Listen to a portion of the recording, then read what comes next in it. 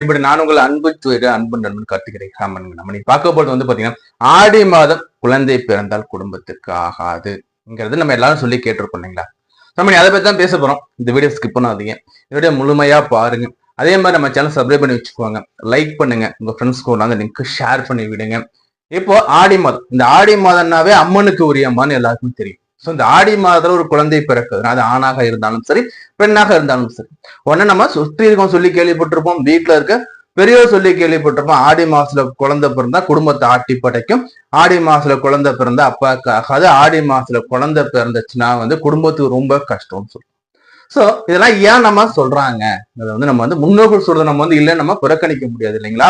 So நல்லா யோசிச்சு பாருங்க, இந்த ஆடி மாசத்துல பிறக்கிற குழந்தைகள் பாத்தீங்கன்னா இயற்கையாகவே சுட்டித்தனம் அதிகமா இருக்கும். சுட்டித்தனங்கிறது அதிகமா இருக்கும். இந்த பிள்ளைங்களை வளர்ற வரைக்கும் பாத்தீங்கன்னா நம்மளால கட்டுப்படுத்தவே முடியாது. இவங்களோட சேட்டைகள் அதிகமாக இருக்கும்.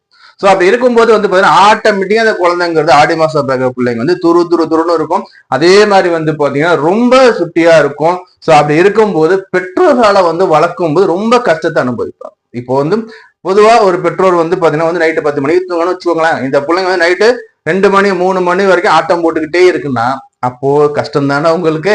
சோ இது மாதிரி சுட்டித்தனமான கஷ்டத்தை கொடுக்குங்கிறது ஒரு பக்கம் இருக்கும்.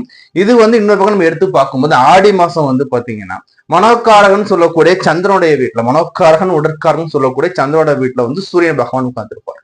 சூரியன்கிறது ராஜகிரகம் இல்லைங்களா?